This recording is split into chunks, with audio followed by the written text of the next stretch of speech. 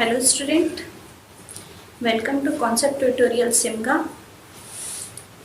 आइए पढ़ते हैं अपन अपनी रीजनिंग के जो टॉपिक अपना बचा हुआ था। पहले मैंने स्टार्ट किया था इंग्लिश अल्फ़ाबेट। इंग्लिश अल्फ़ाबेट के कुछ टॉपिक अपने बचे हुए थे, उसको अपन कंप्लीट करते हैं। मैंने फर्स्ट टॉपिक बताया था इसका। अब आगे का जो सेकंड टॉपिक था वो था अर्थपूर्ण शब्द बनाना। इसको अपन आगे पढ़ेंगे, उसके क्वेश्चंस देखेंगे। मैंने टॉपिक क्लियर नहीं किया था ये, क्योंकि बताया ही नहीं था, तो आज इसको कंप्लीट करते हैं। जैसे कि अर्थपूर्ण शब्द बनाना मतलब कि आपको कुछ लेटर्स दे दिए रहेंगे, एक साथ एक वर्ड बना के दे दिया रहेगा, उससे आपको एक न्यू वर्ड बनाना पड़ेगा, बट कंडीशन कि वो क्वेश्चन क्या बोल रहा है। जैसे कि यहाँ पे दिया हुआ है OEHM, इसको अपन कुछ पढ़ तो नहीं सकते। से कितने अर्थपूर्ण शब्द बनाने, अर्थपूर्ण शब्द बनेंगे केवल एक बार प्रयोग में। आपको एक बार प्रयोग करके उसको देखना है कि उसमें क्या बनेगा। तो आपके पास 4 ऑप्शन रहेंगे, आप तो उस पर टिक करेंगे। तो जैसे कि OEHM, तो इसमें से एक बार प्रयोग में बनाना है, तो आप क्या बना सकते हो। तो एक बार आप E को फर्स्ट रखोगे, एक बार O को फर्स्ट रखोगे, एक बार H को और एक बार M को। तो ध्यान से देख के बताओ कि उसमें क्या बन सकता है। तो अपन को दिख ही रहा है कि अपन उसमें HOME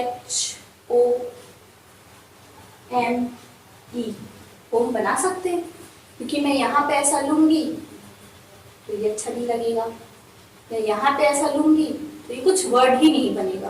तो आपका क्या दिख रहा है, यहाँ पे होम बनता हुआ दिख रहा है। देखो यहाँ पे होम बनता हुआ दिख रहा है। मैंने ये चार वर्ड्स जो दिए, लेटर जो दिए हैं, उनको अलग अलग लिखा। अलग अलग लिखने के बाद उसको मिक्स किया। अपन पजल खेलते हैं ना, जिस पजल खेलते हैं उसी पजल के तरीके से इसको बना के देखना है। तो उसमें से अपन को एक वर्ड निकला क्या, होम, HOME। तो आपका इसमें एक बार में क्या आंसर बन सकता है, होम। ठीक, अब जैसे कि सेकंड दिया है AHS, ये सेम चीज है। क्वेश्चन जो बोल रहे हैं कि कितने अर्थपूर्ण शब्द बनेंगे एक बार प्रयोग में। एक बार प्रयोग में कितने अर्थपूर्ण शब्द बनेंगे वो बताना है। आपको तो ये इजीली दिख रहा है कि यहाँ पे क्या बनेगा, हैज दिख रहा है। आप इससे हैज बना सकते हो एक बार में। एक बार में आपको बनाना है अर्थपूर्ण शब्द, उसका कुछ अर्थ होना चाहिए, तो हैज बन गया। वैसे ही यहाँ पे देखो PERISHED से, इसमें कुछ बोल रहा है। देखो क्वेश्चन पहले ध्यान से देखो। PERISHED से दूसरे स्थान, चौथे स्थान, पांचवें स्थान और 8वें स्थान, 2, 4, 5, 8 स्थान से S, क्या बोल रहा है, S से आपको S से स्टार्ट करना है। उसमें बता दिया है कि S से कितने शब्द बनाए जा सकते हैं। आपको उसमें शब्द भी दिया है कि किससे बनाना है, और आपको उसमें स्थान, उस स्थान को लेके बनाना है। कौन कौन सा, सेकेंड, फोर्थ, फिफ्थ, एट्थ। लिख के देखते हैं भाई, EISD। आपके पास ये 4 है। अब ये 4 है तो इसमें से क्या बन सकता है ये देखो। तो इसमें से अलग दिख रहा है, अपन ये पढ़ सकते हैं। S से स्टार्ट करना है, SIDE, साइड। एक अर्थपूर्ण शब्द बनाना है, बन गया अर्थपूर्ण शब्द। एकदम नॉमिनल है, छोटे ही क्वेश्चन है, इसको ज्यादा अपन डीपली नहीं पढ़ेंगे। इसके बाद के जो क्वेश्चन है उसको अपन डीपली पढ़ेंगे, क्योंकि ये नॉर्मली क्वेश्चन है, इसमें इतने ज्यादा नहीं आते। अब जैसे कि इसमें दिया है ADER से कितने शब्द बनाए जा सकते हैं। इसमें कोई रूल्स नहीं है कि आपको A से स्टार्ट करना है, कि D से स्टार्ट करना है, कि E से स्टार्ट करना है, ठीक है। और ना ही आपको ये बोला गया है कि इस पर्टिकुलर लेटर से स्टार्ट करना है। तो चलिए बनाते हैं। क्या बन सकता है, R से, READ, फर्स्ट, रीड बन गया। अब B से बनाते हैं तो DEAR, डियर बन गया। ठीक, अब A से बनाते हैं तो A से क्या बनेगा, ARED।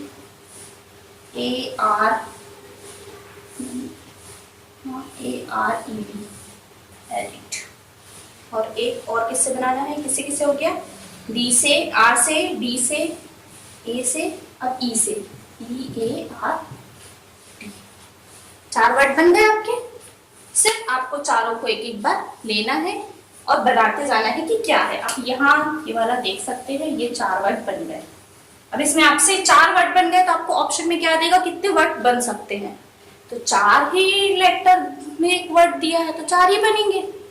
आपके दिमाग में ये रहना चाहिए और आपको तो फिर ये एक नॉर्मल क्वेश्चन ही ये बन जाएगा। चलिए आगे अपन थर्ड टॉपिक देखते हैं। थर्ड टॉपिक व्हाट, शब्द के अक्षरों का अनुक्रम।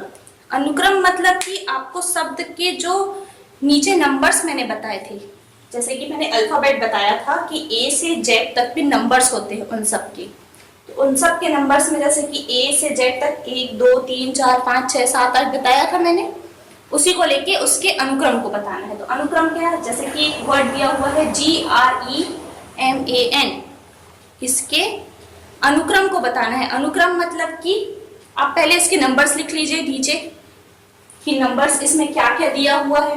जैसे कि आप यहाँ पे लिख दीजिए, एक जी का क्या है 7, ई का है 5, आर का है आपका 18, एम का है आपका 13 और एन का है 14। ये आपको नंबर पता है। अब इसका क्वेश्चन क्या बोलेगा कि GERMN को अनुक्रम मतलब आरोही क्रम में जमाइए और जमाने के बाद आप उसमें से कौन से लेटर्स अलग है उस नंबर से, वो आपको बताना है। जैसे कि अब मैं इसको आरोही क्रम में जमाऊंगी तो क्या होगा मेरा 1 5 7 14 1 7 1 5 7 13 14 और 18। ये आपका अनुक्रम जम गया। अब अनुक्रम में आपको देखना है कि कितने अपरिवर्तित है, मतलब अपने से अपरिवर्तित कितने हैं और जो परिवर्तित नहीं है वो कितने हैं। तो अपरिवर्तित से अच्छा जो परिवर्तित नहीं है अपन वो देख लेते हैं।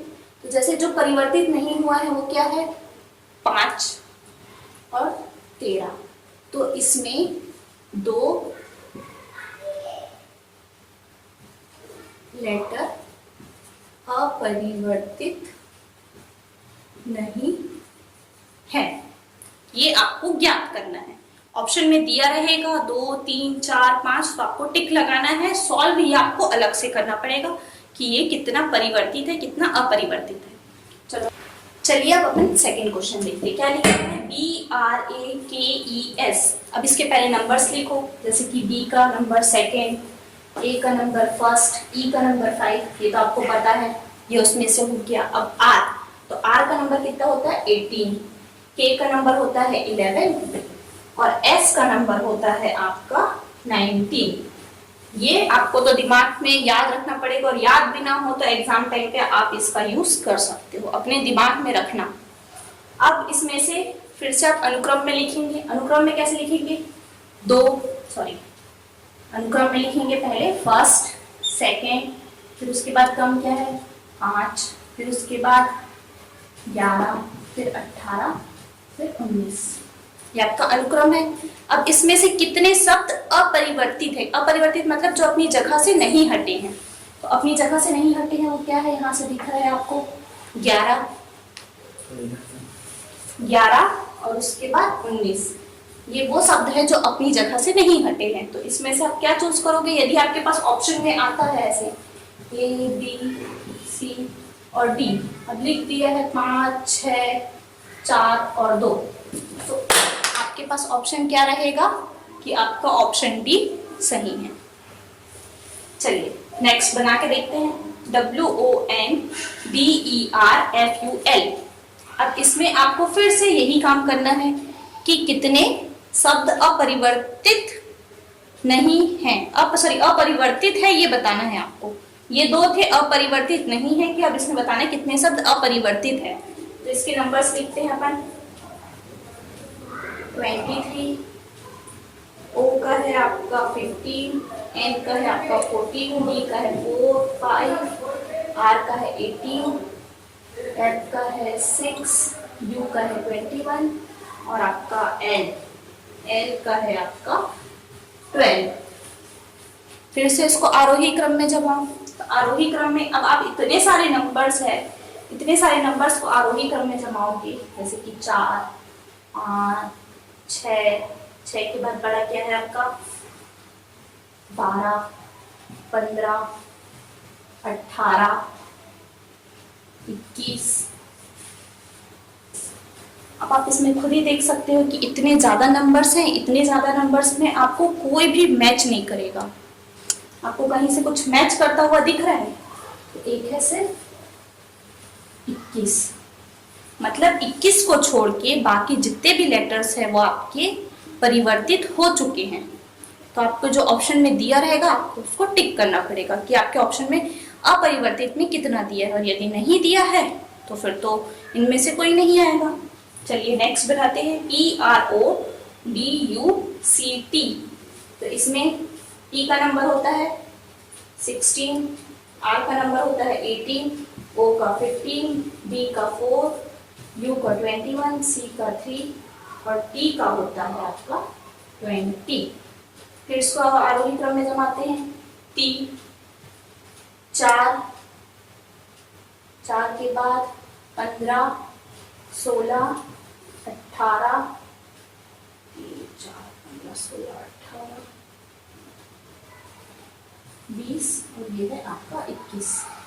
तो इसमें आप देखो कुछ भी मैच नहीं कर रहा है यहाँ पे, सॉरी यहाँ से तो कुछ भी मैच नहीं कर रहा है, यहाँ से भी कुछ मैच नहीं कर रहा है। एक 15 का से जो मैच कर रहा है, मतलब एक जो वर्ड है या एक जो ओ है वो अपने स्थान से अपरिवर्तित नहीं है, और बाकी जितने भी उसमें वर्ड शब्द दिए हुए हैं वो अपने स्थान से परिवर्तित है। ठीक है, अब आगे अपन थर्ड और फोर्थ टॉपिक को चलिए नेक्स्ट टॉपिक देखते हैं। आपका क्या है? अंग्रेजी वर्णमाला श्रृंखला।